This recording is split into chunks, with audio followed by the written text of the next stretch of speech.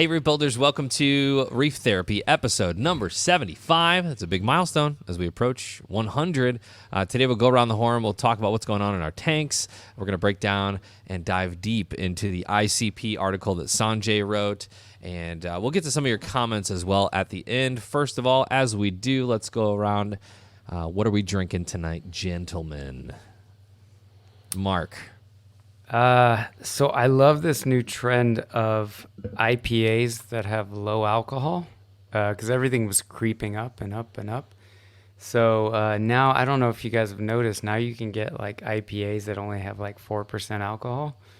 So I'm drinking a Founders All Day IPA. Oh, yeah, those are good.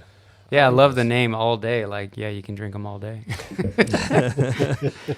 It again has a scene on that I would associate with you. Yeah, I would love one of those old Jeeps with the wood paneling. God, what are those Jeeps called? Wagoneers? Wagoneers, yes. Put that in front of your face. We can't see it if you just kind of hold off. Oh, I'm sorry. I don't see it. Yeah. Well, I can put it. There you go. There you go. See, Mark's just going through the forest with his canoe. He's going to go catch some trout. That's like my happy place. I did a run today, and we ended up at the Jekyll Brewery. Raj, I don't know if you've been there. Not the one in downtown, but like there's the actual brewery's like right by where I run, and they had a 3% IPA, which actually was quite tasty. So I feel like this is kind of like decaf coffee. Like, what are we doing here? You know? Well, I guess on a Wednesday night. On a Wednesday night when you got a podcast to do, like, you know. Raj, what are you drinking? I had a pool thing, so mine's pretty basic. Just a little Corona action. Okay. Nothing special. What do you mean you had a pool thing? What does that mean? Yeah, it was a end of season swim team pool party and awards and all that good stuff. So a kid pool thing. Okay, so this is a private pool, I'm assuming. This isn't like sanctioned by the high school. Yes, at a private pool. This wasn't a high school event. It was just like a thing that the coaches do for the kids type of thing. Nice. That's cool. Yeah. Is it still the same? Because I never competed in swimming. But would you want to just swim as your party, even though that's what you do competitively? Like, let's wrap the year with swimming. Well, they did. They all jumped in the pool and they were just having a good time. But they weren't swimming, right? They were just in the pool, kind of bouncing around and hanging out. I mean, but they weren't competing. Like, they weren't doing laps or anything like that. Yeah. But I have seen them do that, where they'll do personal challenges because they start talking smack and be like, man, I could totally beat you in that. And then they start racing. But I bailed early. So I don't know if they got to that part yet. My favorite thing to do was have somebody toss a football to you as you're going off the diving board and making that catch in the air. That's always fun. I am fighting something right now, so I have water tonight. Wow. I don't know. I was down hard yesterday. I don't know what. It's just like a runny nose and like head thing. And I just feel depleted energy-wise. I'm coming out of it now. I had a good nap this afternoon, but man, I don't know what's going on. Summer, being sick in the summer is not okay. It should not be permitted. Aren't you moving a bunch of corals around? Like, did you get some palitox in there or something? I know you like your zoas. No, I didn't actually. It's been probably 5 days since I moved everything to the tub over here. But let's get into what's going on in the tank world. Let's start with you, Raj, this week. What's going on? Oh, mine's not gone anywhere this week. I've been traveling, mostly just being delayed and sitting at the airport or sitting in a plane on the ground while they make up excuses. But yeah, I've been MIA, so I haven't had a chance to really touch it. Can you talk about where you were at all? Yeah, top sure. secret? No, went up to went to New York, went to Andrew Sandler's. He's got the 17,000 gallon reef that pretty much everybody in the hobby should know by now. but there's some, he's having gas issues. Fish with Popeye and things like that. And so I went up there to diagnose what the problem was, take a look at the overall system, and see what needs to be done, at what timeline and how, and really how bad the problem is, and just come up with a game plan. So that was a quick visit up there. Okay. And Is now, it, from your perspective, what's something that surprised you about it? Because I know that we've seen it all on video. I've never been there. Mark, you've never been there, right? Nope. So what's something that surprised you when you first showed up? this visit or first ever? Just in general. Maybe first ever, because that would be, the guideline, I guess. Yeah, I mean, when I first, and this was a very, very long time ago, back before there was any coral in there, not very many fish. And what surprised me was just the way a lot of it was set up, some of the equipment choices, some of the pump choices, just the overall plan. It was a hobby system that it was scaled up. And we've talked about this a bunch recently, but you can't just scale up. It's going to end poorly. So, just with your turnover rate on your regular, let's say 150, 200 gallon tanks, you're going to have a higher rate of flow through your sump. So what do most people go for these days? 5 to 10x, right? Something in that range. Yeah. Well, if you try to do that with a 17,000 gallon system, you are going to be moving a ton of water through your filtration. And it's going to be very loud. It's going to take a lot of pump. And it doesn't matter how quiet the pump is. The water itself is going to make a lot of noise. And your life support equipment isn't going to have enough time to do what it needs to do. So just looking at the different things like that was surprising. And some of the equipment that was up there, I was surprised to see, just because those companies had been out of business for so many years by that time. It was just kind of a shock. But this time, it had been a while, because we've done work up there over the years now, changing out certain life support components to get the water quality there for the fish to be, for the fish to live. Then taking corrective actions for corals to thrive, and now corals are thriving. So it's just, taking those steps one at a time to kind of tackle whatever issues are coming up, or what the next phase that he wants to tackle. So this time what surprised me was all the different lighting regimens that he's got going on, because he's been going through all of these light experiments to figure out what he likes, what the color rendition, looks best to him, and then getting that balance between the corals and the fish, because if you're too blue in the spectrum, the fish colors don't render very well. And if you're too white, people don't like the lack of pop in the corals. So finding that right tweak, and he's going through halides, various different LED manufacturers and combinations of them, and different lighting schedules, just to get it all balanced out. So I don't know if that even answered your question or not. I was thinking, is the size, of it? Is that surprise? No, I'm just kidding. Now, one thing that I loved that he did was he sunk the tank down so it's not floor level, right? So the bottom of the tank is below the floor. It's below grade, which is really, really cool effect. Because nobody wants to see your sand line or the bottom of the tank anyway. It's I don't know, it's just not cool to look at. So it was really cool to see that. Awesome. Yeah, that's I imagine lighting is the big issue with those big tanks, because especially when we got out of halides and started to get into LEDs, like hearing Richard Ross talk about the California Academy of Sciences, and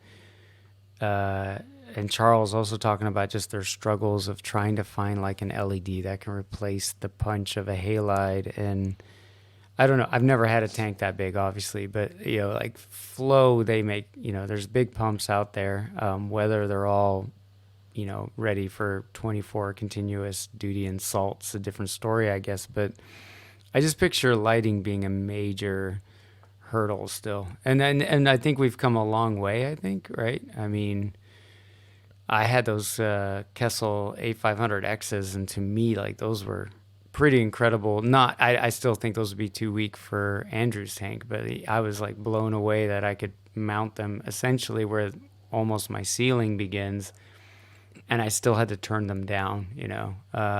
That said, you can punch a light through, but getting that spread, right? Getting all the shadowing taken care of. I don't know. I always thought about that. Like, that's still got to be a headache for a big tank to figure out. That's always been the issue for me with LEDs is they're very point source lighting, right? So you don't get that nice spread, or you see the individual LED color diodes on your sand bed, and it looks like a Christmas tree down there, because it doesn't blend that well. And so now there's different filters that the manufacturers are using to give that blend. So it's all getting there. It's all getting better. Yeah, it's just the blanket of light's got to be either really expensive or still tough on a large system, right? Because, you know, now everything's... It's funny because I wrote an article on Reef Builders a long time ago that said, look, the problem with LEDs is, you know, compared to halides, which were in a parabolic reflector, or T5s, you know, you still have to deal with shadows. And so I started to experiment with the Build My LED. I don't know if you remember that company. Oh, I remember. And just using that as a fill light. And now the industry's coming around and saying, like, it's not the intensity, it's the spread, right? And it's like, well, that's true if you're only dealing with 24 inches. If you're dealing with his tank, right, Andrew's tank, blanketing that thing with light, because you still need the punch. You need the depth penetration of light that, you know, is hard to do. I mean, you can't put, like... I don't think they've built like a high power Neptune Sky or, you know, a G6 where it's like lots of little LEDs spread out. It's like, yeah, but those don't have the penetrating power to go deep, you know, in a tank. So right, and the way they've been getting that penetrating power is they're taking warehouse lights, just industrial fixtures, and putting some blue LEDs in there to give better color rendition for our purposes, and that's it. That's your big cannon, or whatever they're called these days.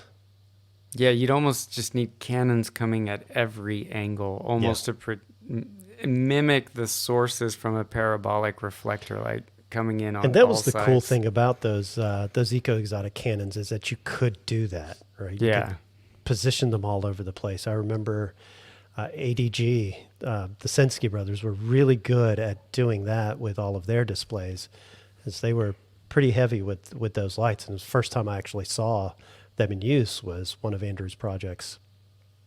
So, not Andrew's projects, Mike's projects. Gotcha. Yeah, I mean, we're all used to dealing with 2, 3 feet, 4 feet sometimes. And well, how many feet tall is that tank? Oh gosh, I don't even remember, but it's taller. You know, I'm 6 foot tall, so it's taller than me. Probably like 8, 9, 10, somewhere in that range. Yeah, yeah, it's a lot of water to punch through for sure. Well, cool. I guess look forward to the problem being solved at some point. Hopefully, you can help them with that. Yeah. Well, you guys haven't seen it, so we should correct that. Oh yeah, dude, we should do a Reef Therapy podcast there. Brilliant. As long as I get to see his Personatus angels, and his angel collection is just awesome. Oh yeah, there were some pretty amazing fish in quarantine there. There you go. That's what surprised me. The number of amazing fish that are currently in quarantine. Did not expect that. We'll let Mark release them into the tank when we go. Oh, be like doves. When he's doing it, we'll play the music. Well, he's got that sound system. You'll have to do like a very touching soundtrack on that awesome sound system of his. And yeah, we could do that "Take My Breath Away" song.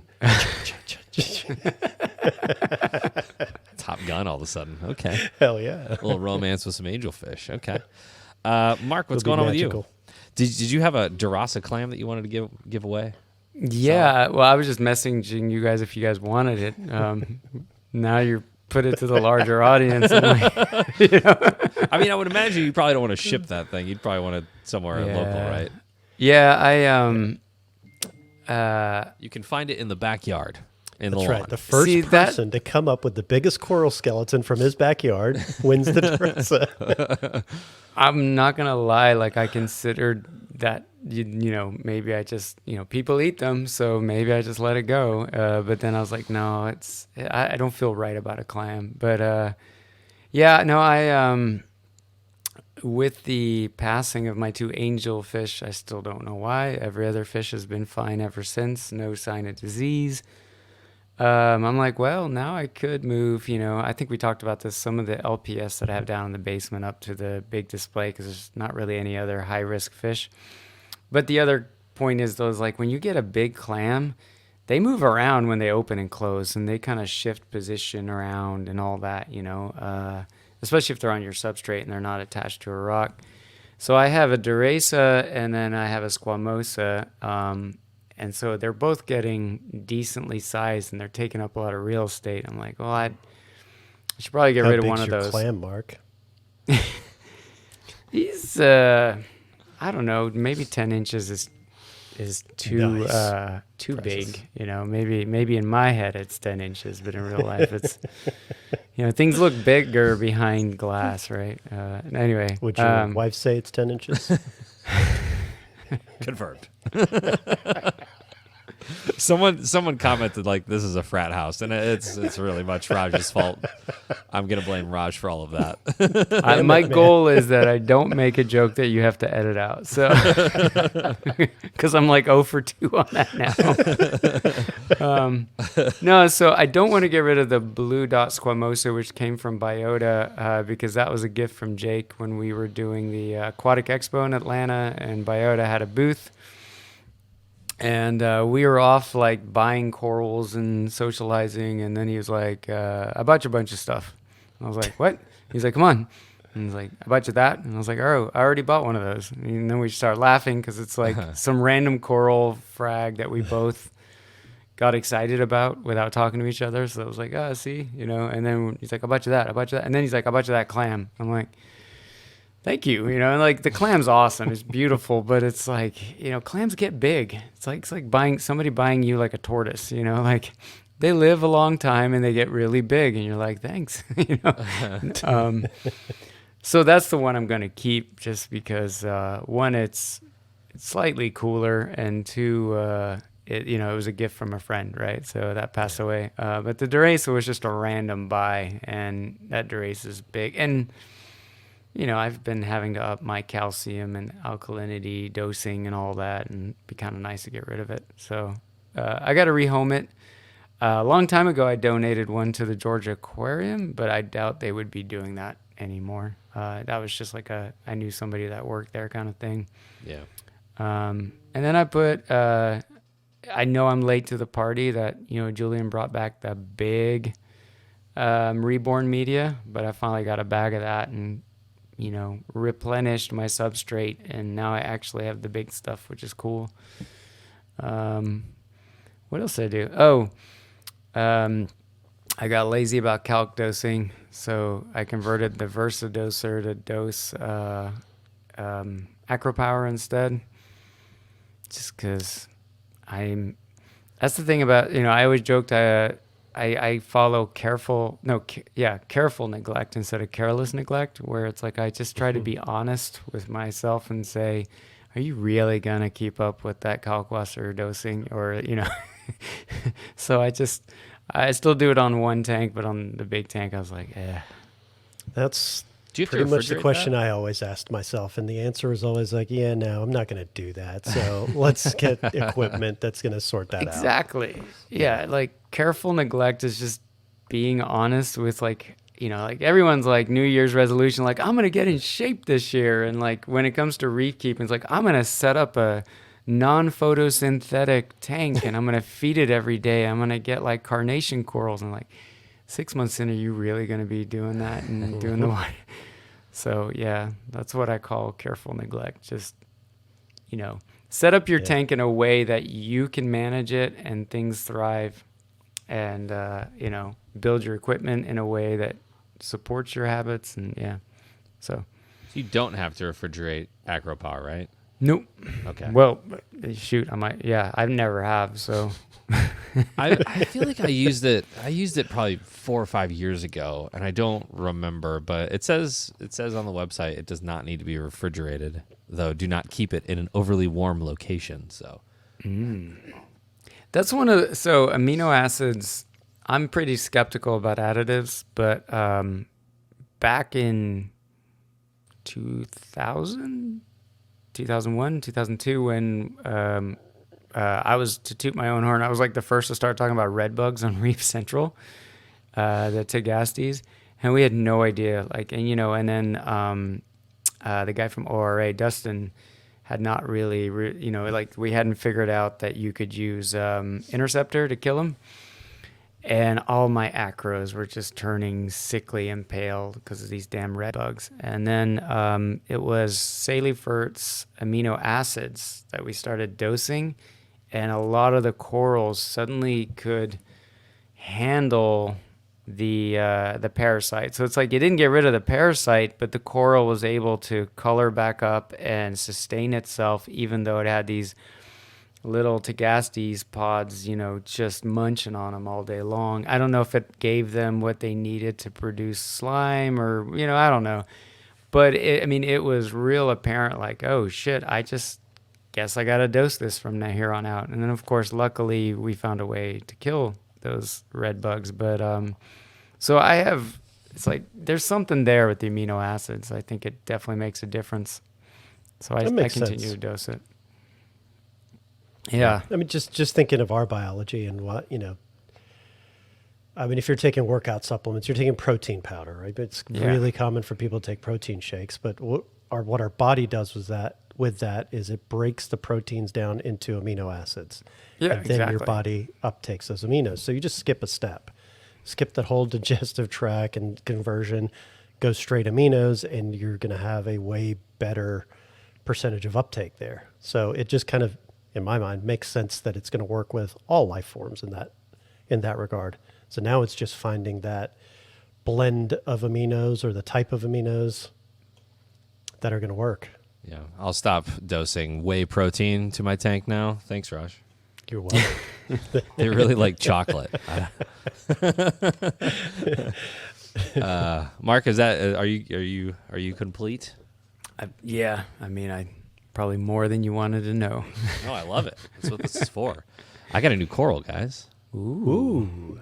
I picked this up today, and I haven't bought a coral in a long time, and like a nice one. Saw the price on this, and I was like, okay, I'll bite. So I got that guy. That's very cool. That's a torch coral. What's For those do that are you know into the name? Because I don't know all the naming. This is a Hellfire. Ooh. Hellfire. But I got it for $100. 2 heads for $100. I felt like that was a decent price for a I think that's pretty good. Yeah. So right next to that, so if you see right down here in the bottom, this little guy right here, Yep. that's a dragon soul, which was previously my most colorful torch, and it like pales in comparison to the color on this new one. So hopefully it keeps it. It's pretty small, it's pulled in right now, so obviously those colors are condensed, but I hope it keeps it. Hope it grows. A lot of those Indo corals do really well in the hobby.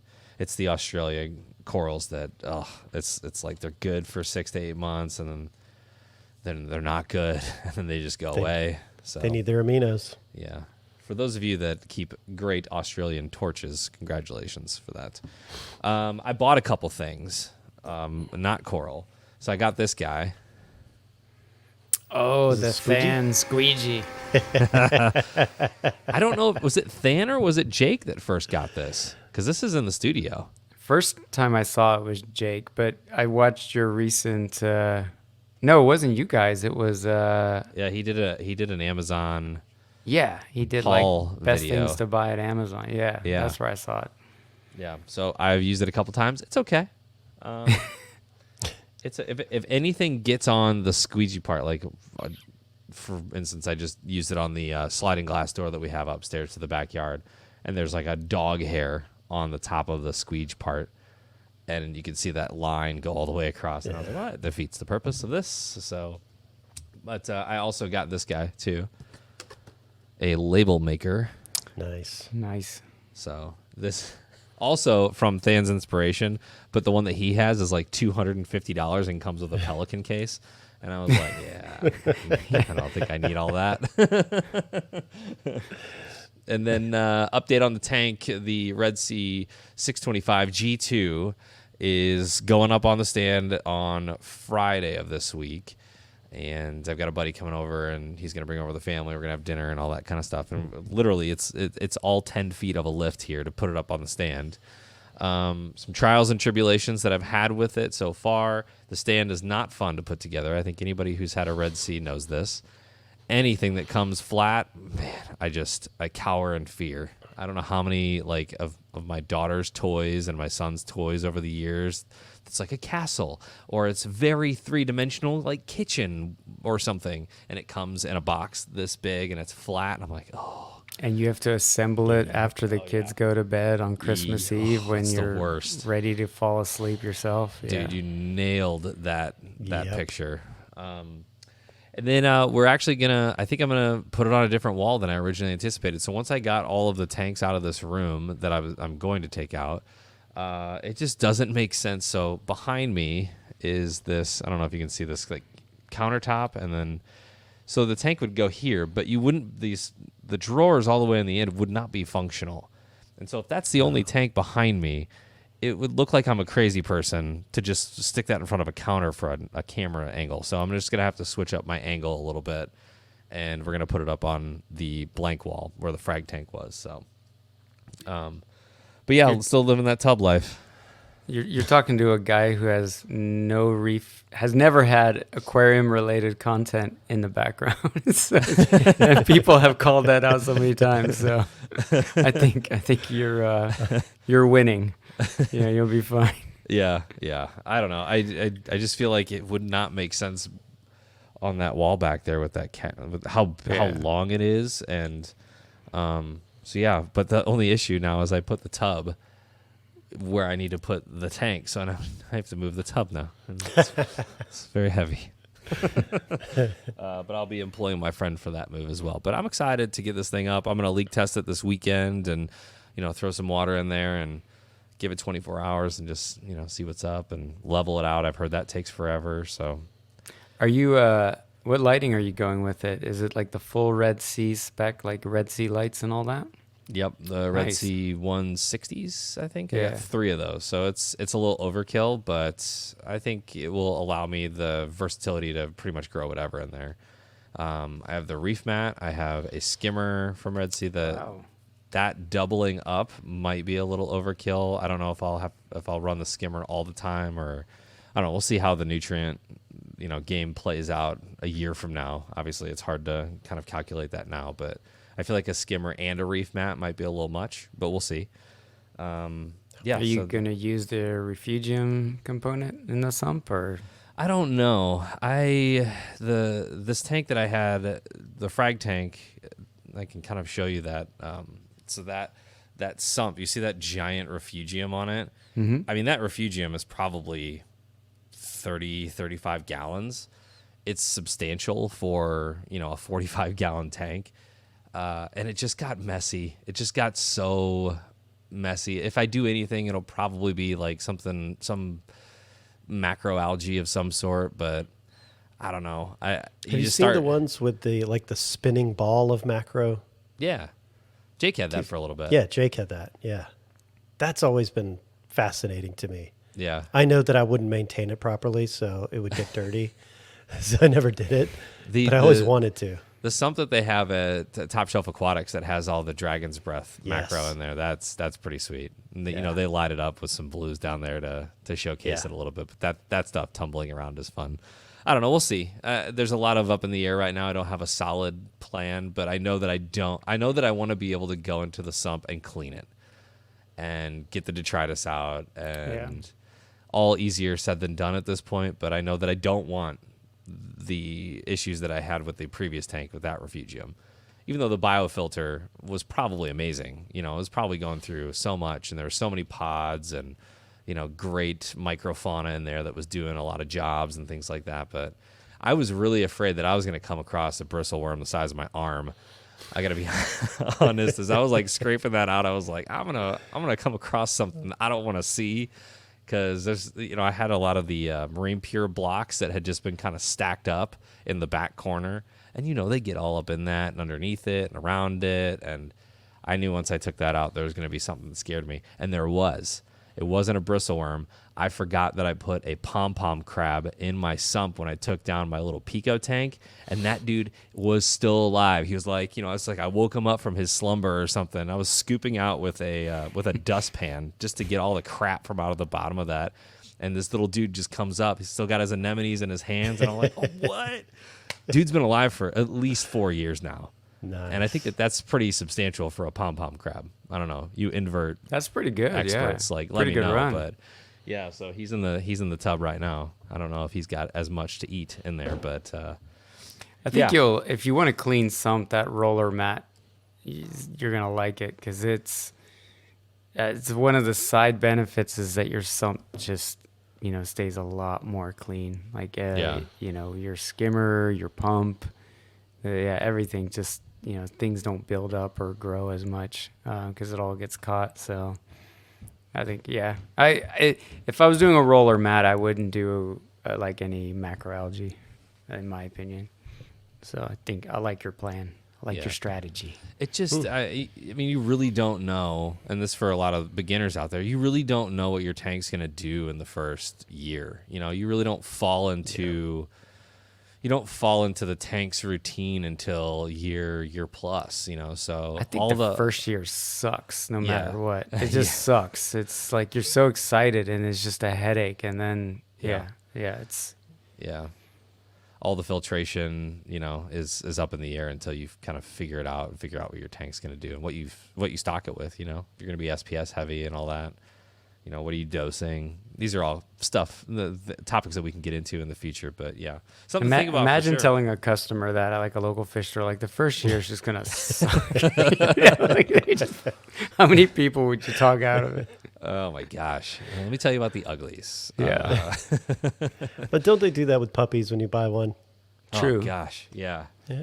So I don't know if it would really dissuade anybody. It's a good analogy, right? I would think so. Plus, I mean, we all have that attitude that that's not going to happen to me. Right? Yeah. I know more. I'm in this Facebook group, so I know all the things. Right. Don't let me get out of this Facebook group because I will also tell you all the things outside of this Facebook group as well in another Facebook group. In another one. We had a guy that commented because I posted up like, what's your favorite anemone? And he said that nobody calls it ritter eye anymore. And, What do they call it? But he didn't say what they call it now. So maybe if he's listening, he'll let us know. But our Jeremy, one of our lead writer, had said, well, it comes in on the import sheets like that still. So professionally, it's called that still as well. And we go back to this whole taxonomy thing where everything changes. Yeah. Jeremy had said that the Jack Dempsey has changed species like 4 times in his lifetime, but we just call it a Jack Dempsey. That's just what it's called from the common man standpoint, at least. It was named after a boxer because it's such a pugnacious fish, right? Yeah, yeah. So. I remember having one of those when I was a kid. Yeah, they're like, do you have any other fish in there? Because it's probably gonna be a little. Then like convict cichlids, like everyone had their run-in with convict cichlids, which are like they're mean and they reproduce like crazy. Like they're, I'm surprised those never ended up in Florida. Like they've got peacock bass and Oscars. I'm surprised convict cichlids didn't take over all of Florida. We did a story this week on the radio show about how I forget. I think are they lion head bunnies or lion's mane bunnies? They're just a domestic bunny that you can get at the pet store. And I guess there was a breeder in one of these neighborhoods in Fort Lauderdale, and she just left all the bunnies there, and they got out. So in this neighborhood, there are just all these really super cute bunnies everywhere, which is funny, but at the same time, like, they need to be rescued. They're not going to be able to survive, or can they? Because it's Florida. I don't know. These are all good questions. Yeah. But it was funny because we're kind of we do this segment on the show called the Unprofessional News, where it's just like funny news stories. And it was funny because my hobby and career were kind of like crossing over, and I was like, this is why they have the python problem. This is why there's chameleons in trees now. Florida's environment is just begging for this kind of stuff. So, but imagine pulling into your yard and you've got like, calico colored bunnies with these huge floppy ears, That'd be fantastic. That reminds me, I got to thank you for a rabbit hole I went into was, oh shoot, I forget her name, from the Butterfly Pavilion. You guys Sarah. chatted. Sarah. Sarah. And she started talking about these tree snails in Hawaii, and there's like this one tree they live on, and we went to, during COVID and all the craziness, we ended up going to Hawaii, 2 years in a row, which wasn't cheap, but like I fell in love with that place. And it's like, if you're an aquarist and you like to snorkel, and I mean, it's beautiful, right? There's amazing nature topside and, below the water. But, so I went down like 11 o'clock at night, like I'm still like Googling about these snails, and I'm just reading all these Wikipedias about snails. And then eventually you're like, what am I doing? So, but it was interesting. It was pretty fascinating, to learn about them. So Yeah. Thank you for that. Thank you, Sarah. If you missed that episode, I learned so much about inverts, and like the black market for inverts is crazy. Like, Oh yeah, those butterflies you guys were talking about, Yeah. those are Yeah. real big. Queen, what are they called? Queen something. I don't yeah. know. They're huge. They call them like a swallowtail butterfly or something because they're the size of a bird. And Yeah, I had no idea those existed, and I have a degree in biology. I'm like, thanks, University of Colorado. yeah. Yeah, check that episode out if you haven't. If you're listening to this, and she's brilliant. I can't wait to go and visit the Butterfly House. I know that Jake used to go there all the time. It's But- interesting because I went to the University of Colorado in Boulder, and when I started dating, who's now my wife, my girlfriend in college, back in 96, 97. No, we met in 98. I don't know. I hope she's not listening. Dark Mark.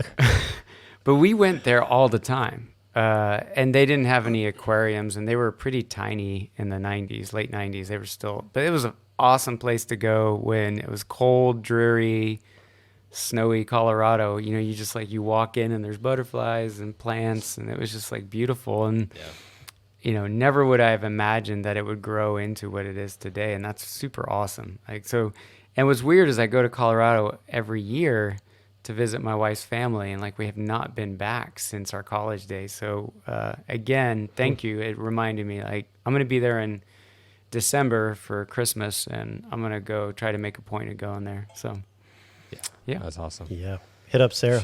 We should Yeah, coordinate. I we should. should You coordinate that. You guys can geek out on the snail. I need to stop by the Reef Builder studio. If you Yeah. guys can make that happen, I would love to see it. Yeah. I think we know a guy. Yeah. Got some Yeah. got some rain. My gosh, Jack sent me some video of the amount of rain that's happened in Colorado over the past Yeah. 2 or 3 weeks or Yeah. whatever, and just substantial amounts of rain. So yeah, My wife Yeah. was there last month visiting her family while I went on that backpacking trip, and she's like, I've never been to Colorado and have it rain every day, and it just, they would make plans and it's like, oh, it's raining. I'm like, God, that sounds like Atlanta, So, yeah.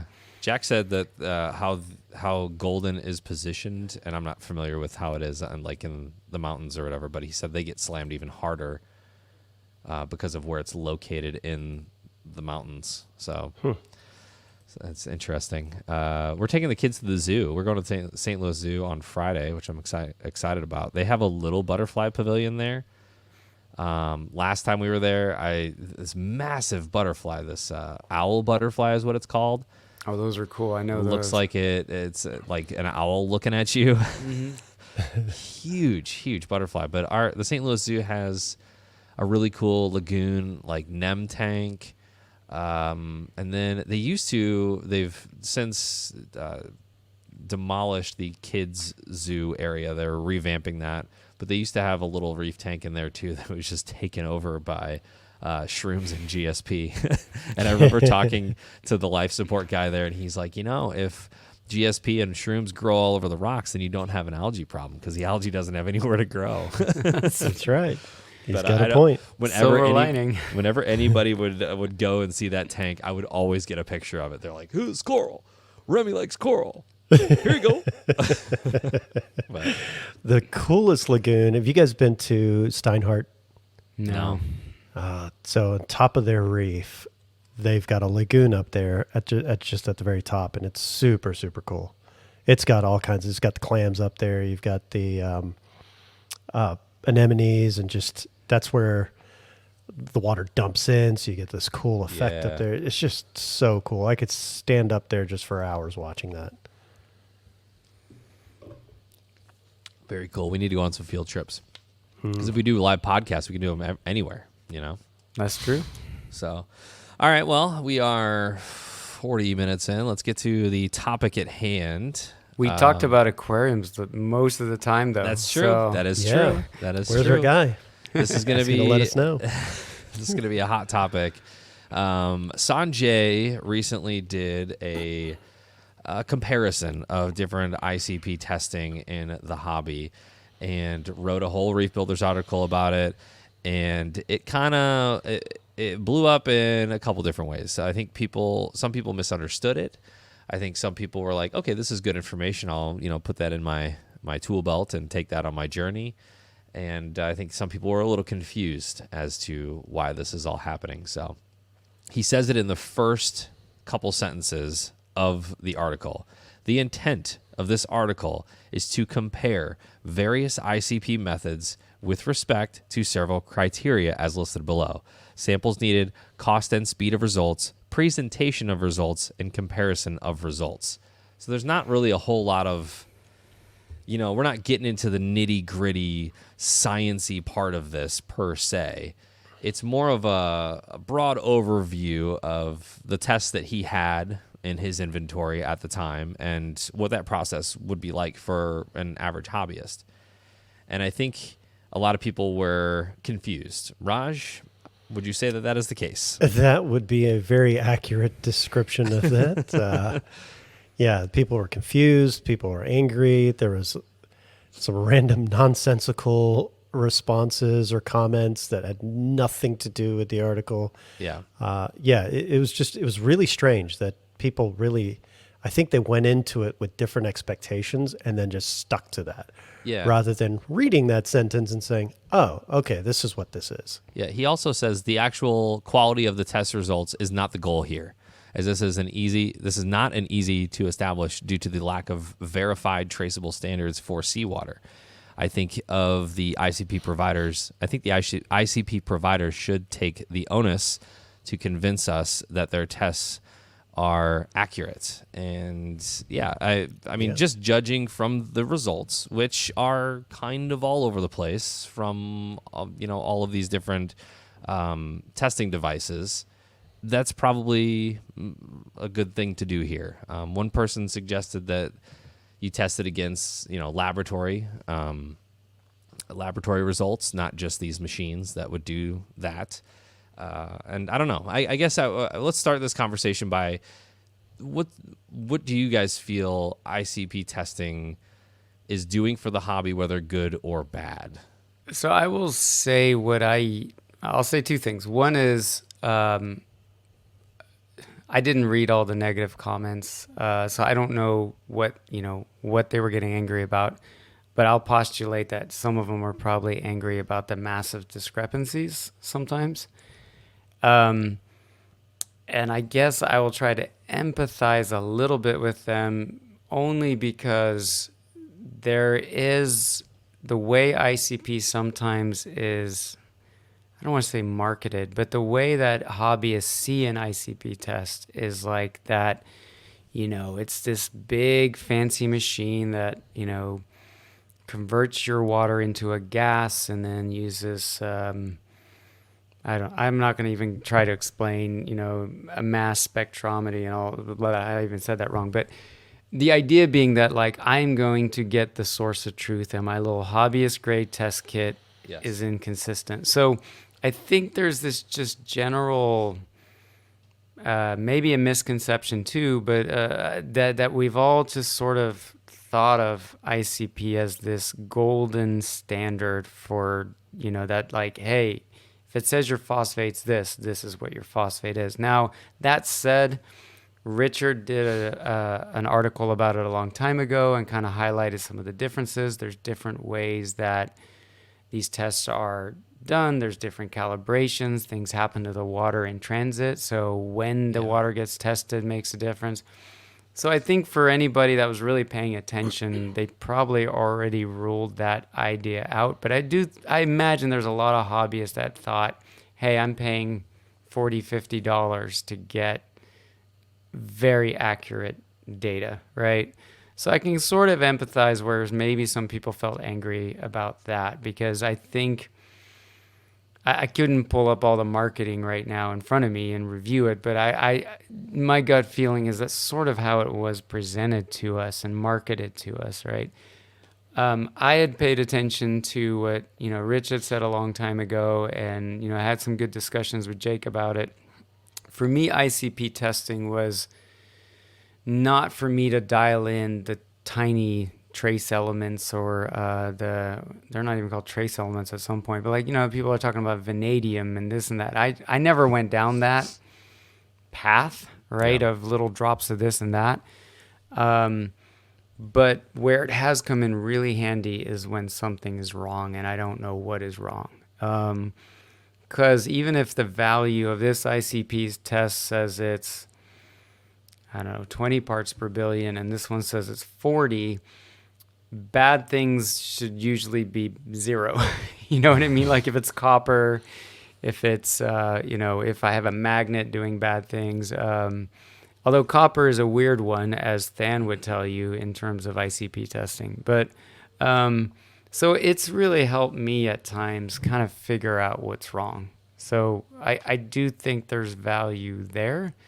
I think it does warrant a larger discussion. Like if you're doing these micro doses of these tiny little things that are like in the parts per billion in natural seawater, and then you're relying on an ICP test to dial that dosing in, there's definitely a spirited discussion to be had there. But that discussion doesn't just land on ICP. It's also like, well, what are those elements actually doing? And are you, is there a bit of a confirmation bias that you think it's helping, or, does a core really care if something that's in the parts per billion is at this level or that level? That's just my take on it. I don't.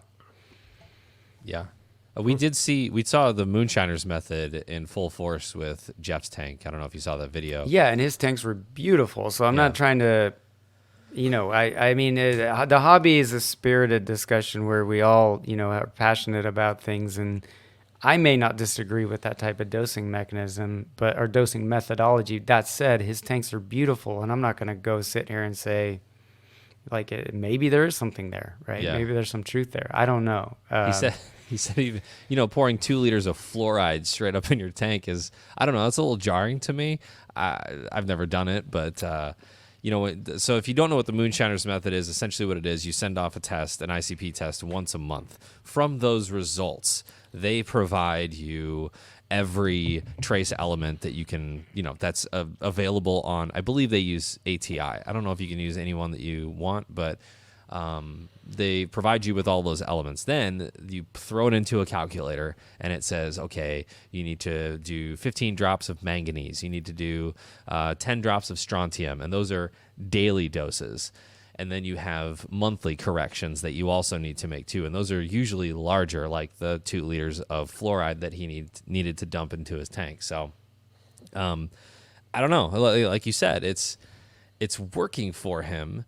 but he's also relying, and a lot of the Moonshiners guys are relying on that ICP test, which, now we've seen fluctuates from test to test. But is there something to be said about using the same test over and over again to make sure that your results are somewhat consistent from that same machine that you've been using? That's a great point, right? Because, I have a scale up in my bathroom that supposedly measures body fat, right?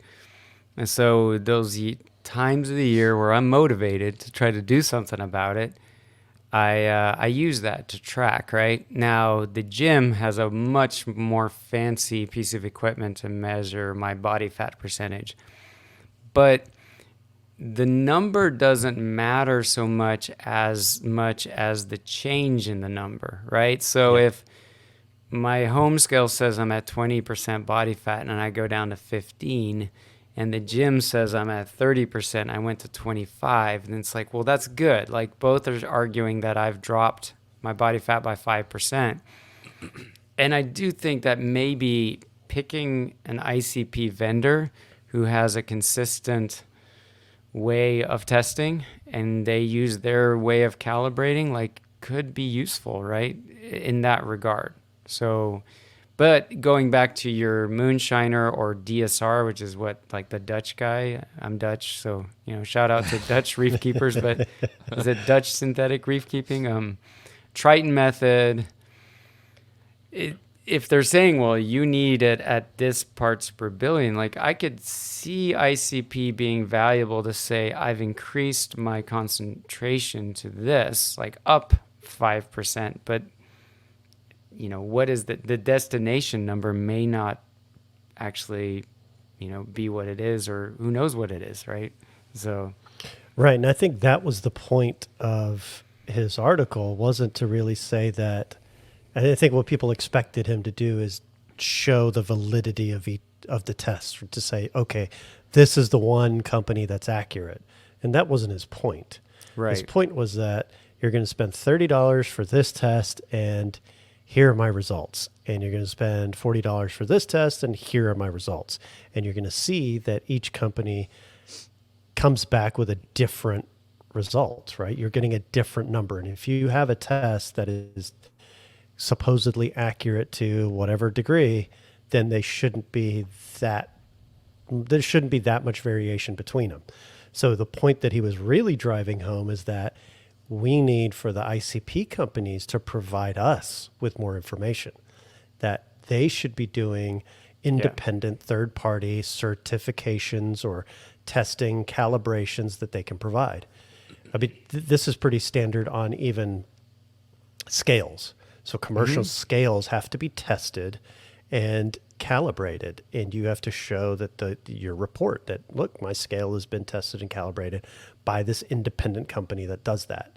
And that's, I think, the point of his article. That's what he's driving home, is that right now it's marketing, and you're just believing whatever the perceived, whatever that perception is that we have, either through marketing or just we're naive enough to have just taken that as gospel that these are super accurate scientific machines, where in reality they may not be.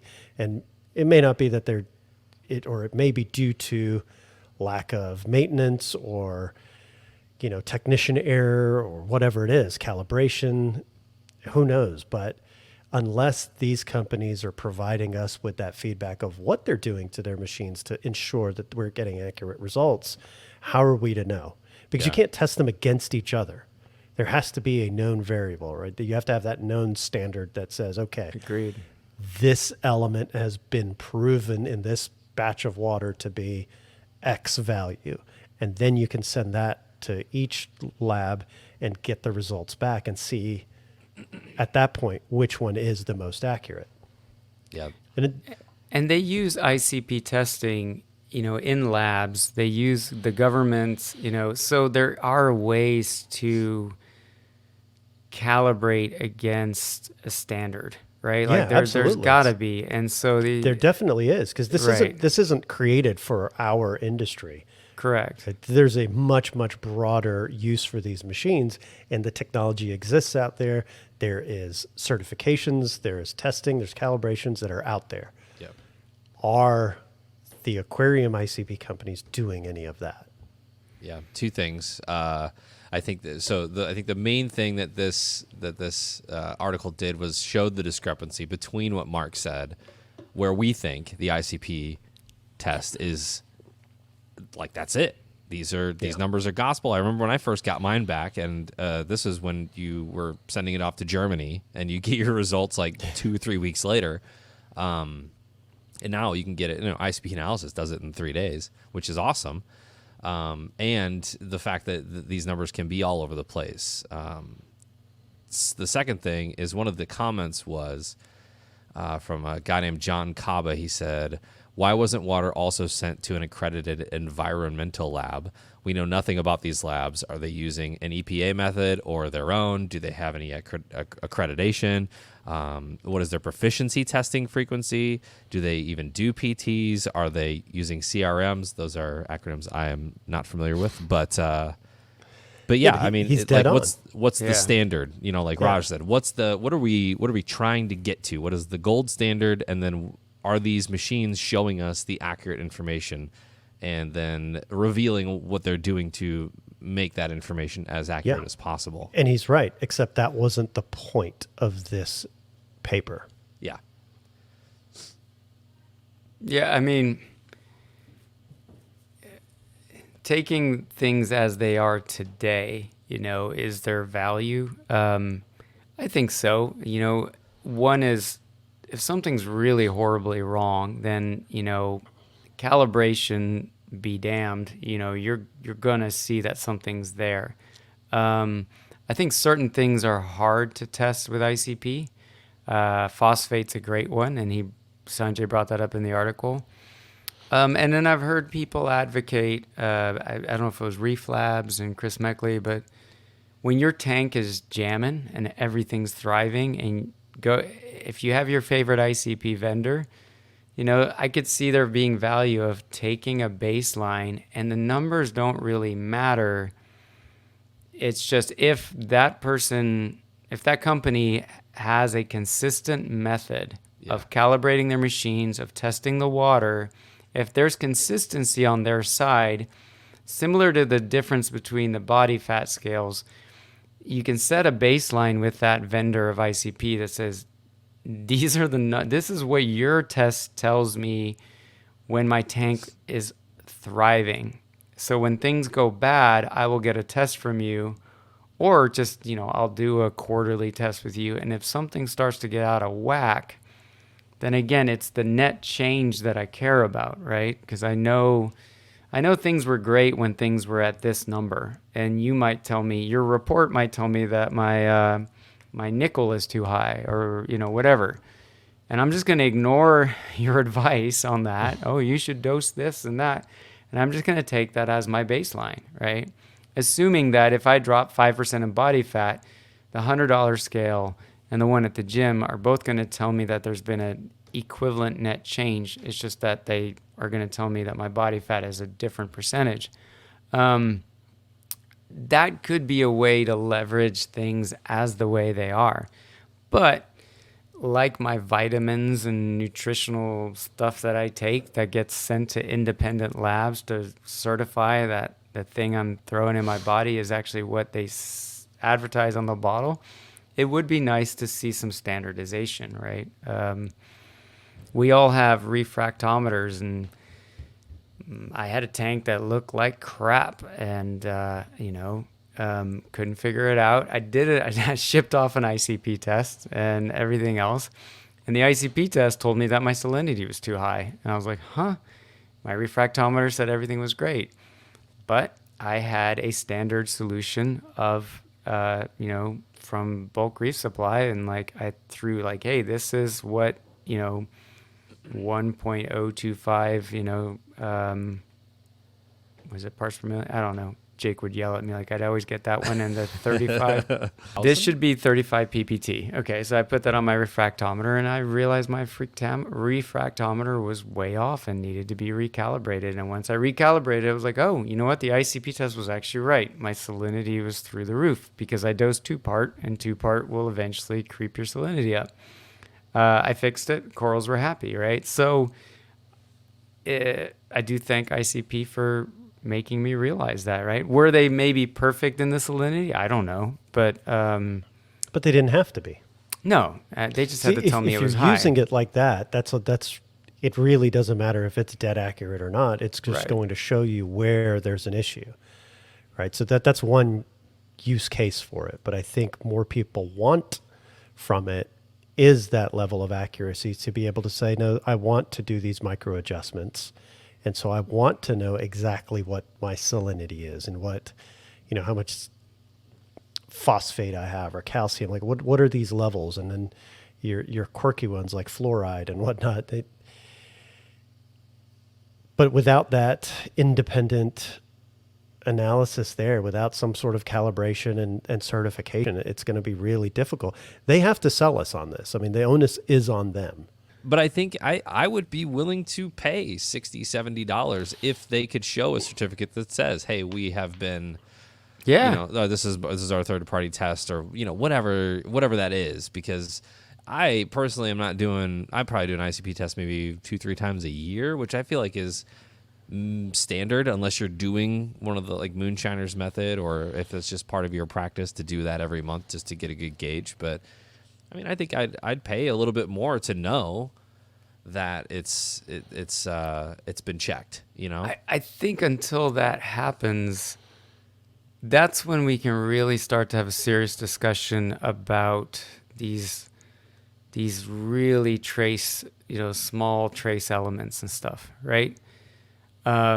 When you watch these YouTube videos and they're like, what do you keep your nitrates up? And they're like, well, I like to keep it at 10 parts per million, or, 15 parts per million. When it drops down to 5, it's the net changes that I think matter. But it's like, nobody can sit here and convince me that, you have better coral coloration at this exact parts per million of nitrate. Because we don't know how accurate those results are, even with our own test kits, right? I think the bigger question is like, what does this mean about chasing numbers, right? And that's this hobby. There's a lot of hobbyists that chase numbers. And I'm a self-professed eyeball reefer. I'm like, something doesn't look right? Like you got those canary in the coal mine corals, like, something's not right. I don't know what my alkalinity is half the time, but I know I'm dosing alkalinity, and there are carbonates available for my corals to absorb. I don't know. The number chasing to me is almost a bigger discussion. It's like until we have a true source of truth that is verifiable, like how do you argue how much vanadium, or like I've tinkered with manganese dosing because I love flower pots, right? Gonioporas, and I do see some benefit to dosing it, but it's a multi-supplement that also has iron in it and stuff. And guess what? My macroalgae likes it too. And yeah. But I mean, I couldn't tell you like, oh, keep it at this level. This is the level. It's like I don't know. Yeah. Well, so. Jeff's Amazeballs Ghanies look great. I mean, those are probably the best. There that you I've go. So, but I dose manganese, and both my Amazeballs are not amazed. they're just balls. Yeah, they're just balls. I'm gonna leave that one alone. I'm not even touching it. That's low-hanging balls for me. There's one comment here from someone that is doing reef shiners, or the moonshiners method. Rick says, I've been doing reef moonshiners, and many of us have seen great results in an entire community now. Now I am cautious about corrections and often dose less than what is suggested. He says, I mostly look for trends, as Sanjay has suggested. So I think that being one of the main parts of this article is just kind of looking at trends and being aware. And I think what Sanjay did in the bigger picture is start the conversation Exactly. of this. Exactly. Yes. Right. Because they do need to be held accountable, because there are a bunch of hobbyists that are sending in monthly tests, and it's not cheap. I mean, I know this hobby isn't necessarily cheap in general, but when you're sending off $40-$50 a month, that's a subscription. You know what I mean? Yeah, but you want to know that you're getting what you're paid for. And it's not just even the test, because they're paying that $30 to $50 on the test. Then they're spending money on all these supplements that they're being told that they need to adjust. So the issue is compounded. You know, they're spending all this money, and I mean, I'd want to know. I want to know that if you're making me spend this money, tell me that you are giving me the accurate information. Yeah. Yep. Yeah. And, Well, and that's what Sanjay does, right? He did it back in the day with halides, right? He started testing all the bulbs, and you had all of these camps of these bulb fanatics, right? And then all of a sudden, he started posting all this data, and it started the discussion, and it changed the landscape of lighting and reef keeping. So it did, and because he presents the data, right? Yep. He just does the work, presents the data, and says, "Here's the data. Make of it what you will." He doesn't tell you that. He didn't say that this company sucked. He just said, "Here's the data. Yeah. Here's how much their test cost. This is how long it took. If that's important to you, because that's important to me. I want it back ASAP. But maybe I'm just super impatient, but I don't want it to take a week, 2 weeks, or anything like that. The quicker I can get it back, the better. Pricing. Look, if I can get an accurate test that I can get back quickly for a lower amount, well, now we're winning again. Yeah. So now the next part is accuracy. Is it certified? So if it's now certified and it's more proven to be accurate, or there's at least some level of standard there that I can sit back and maybe just satiate that curiosity in my mind that is saying, is there something other than marketing that's telling me that this is a good test? Yeah. Well, do you guys feel complete on the ICP analysis, on the ICP stuff? Oh, I think it's just getting started. It is just getting started, but I think for the time being, still, if you're in the ICP camp, go for it. I mean, you're probably already doing this, but track the trends. That's probably going to be your best case scenario at this point. I love the idea of sending it off when your tank is rocking, and having that as a good baseline.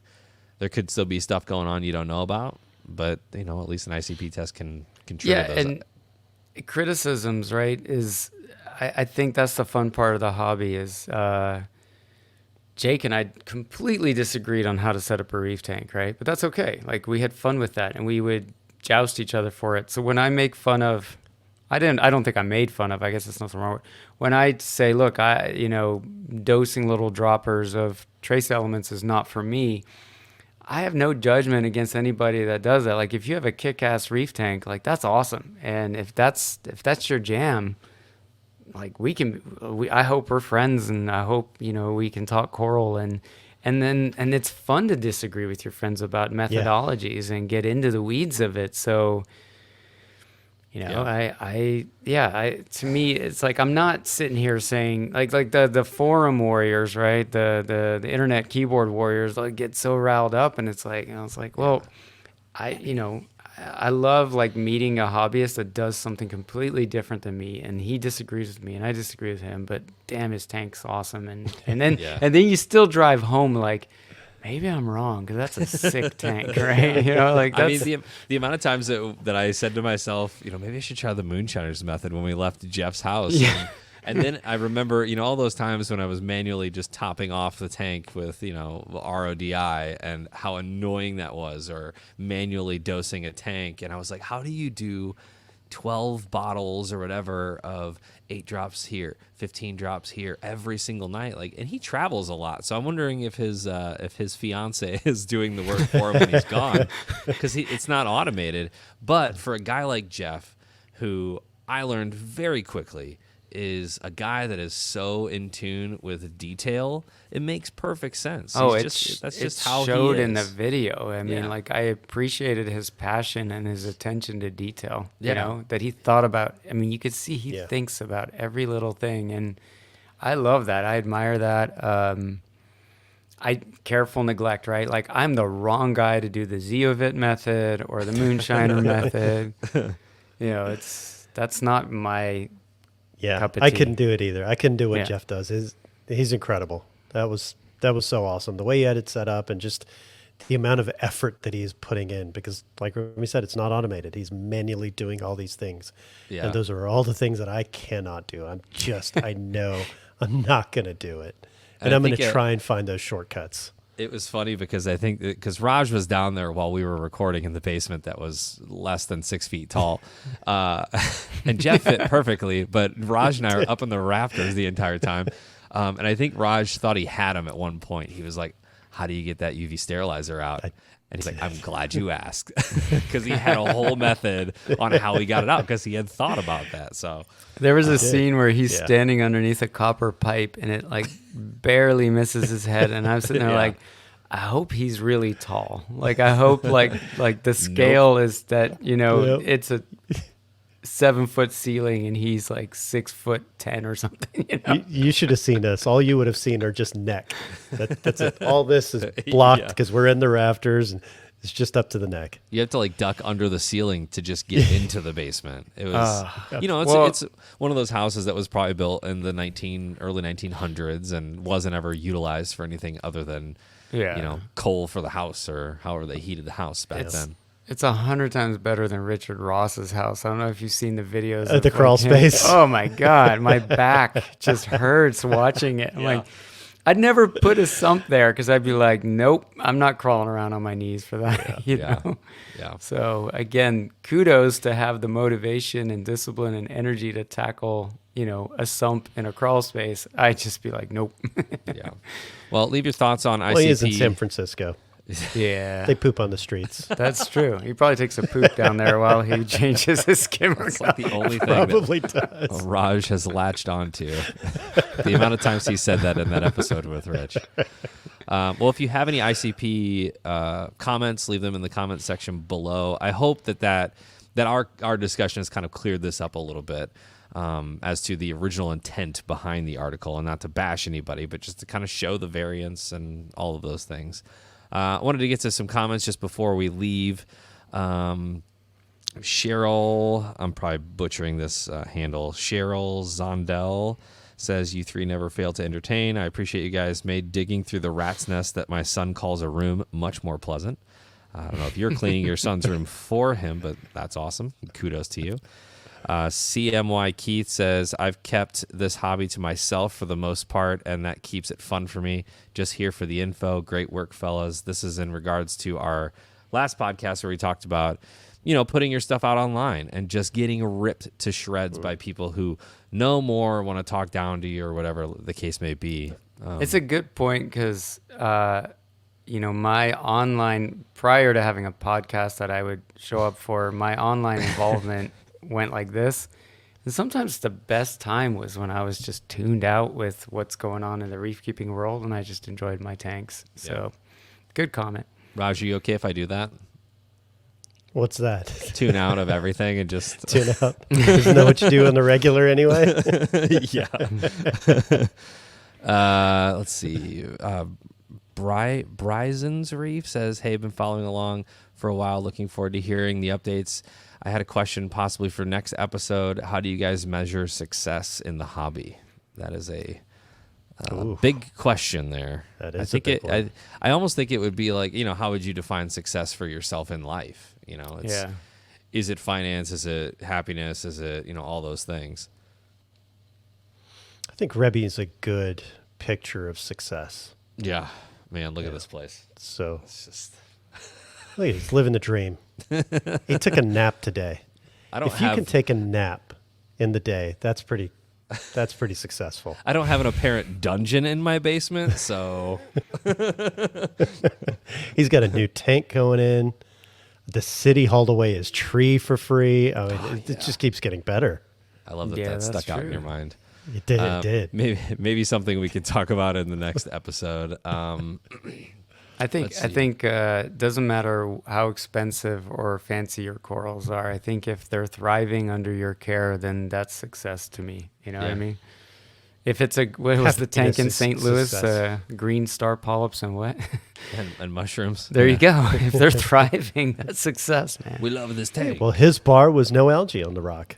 There you Yeah, go. he succeeded in that. That is success. And he is, I mean, obviously he's a curator at a zoo or whatever, but he's probably like, if he were a hobbyist, he'd be like 10 times happier than most of the people on the internet. He's just Yeah. like, ignorance is like, this is great. Yeah. Yeah. Kloppy 1992 says it's definitely all hobbies that deal with this kind of thing. Like you just said, Mark said, stepping back from social media, getting mindful with your aquarium, being curious and grateful is the antidote to burnout. Personal goals also help, but you can only set up so many tanks. I'm a new reefing hobbyist, and I can say that I have loved the last 9 months of reefing. I am so grateful for Jake, Reef Builders, and Reef Therapy for slicing through all the BS and getting me to the fundamentals of reef keeping. So I thought that was a cool comment. Nice. That's awesome. Yeah.